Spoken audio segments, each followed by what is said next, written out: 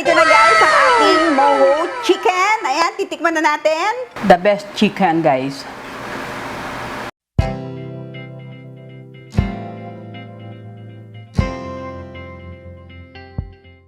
Hey guys! Welcome to MasterChe! Today, gagamit tayo ng freshly squeezed orange juice sa ating lulutuin. But before we start, please don't forget to like and subscribe. Tatawagin nating Mojo chicken ang ating lulutuin ngayon, guys. Meron tayo dito thigh fillet na part ng chicken. Lalagyan lang natin ng salt, pepper, cumin powder,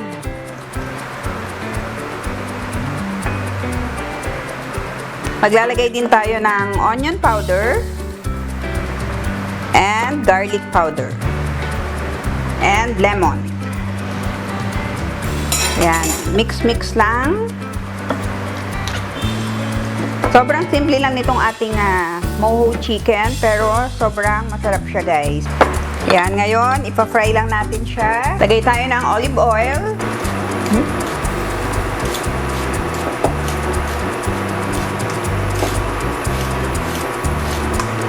Lagay natin ang ating chicken.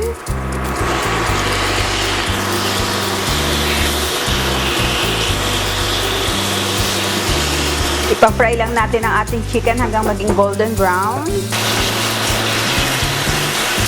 Ayan guys, ito na ang ating chicken. Maglalagay lang tayo ng spicy chili crisp. Optional to guys, pag ayaw nyo na maanghang. Pampasarap sa ating Mojo chicken. Konti lang yan.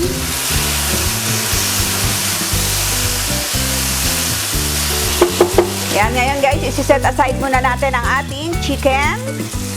Kailan natin dito sa ating serving dish.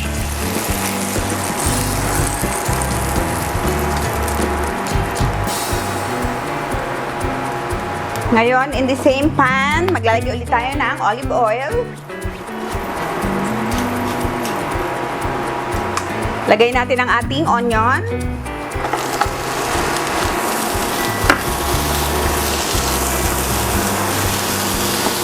Lalagay din tayo ng garlic.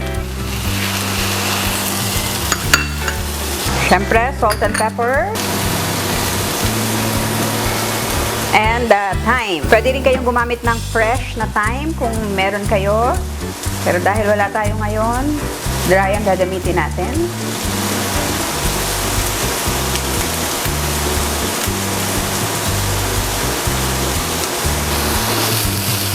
Luin natin ulit. At ngayon, ilalagay natin ang ating orange.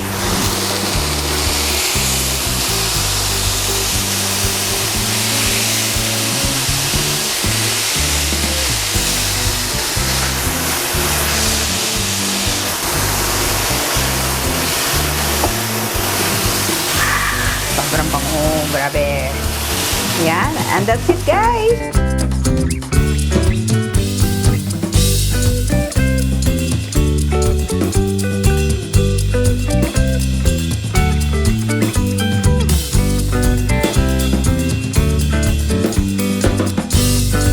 Narito na guys ang ating Mojo chicken. Ayan, titikman na natin.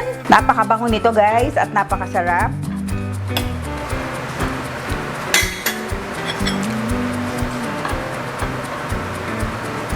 So bango guys.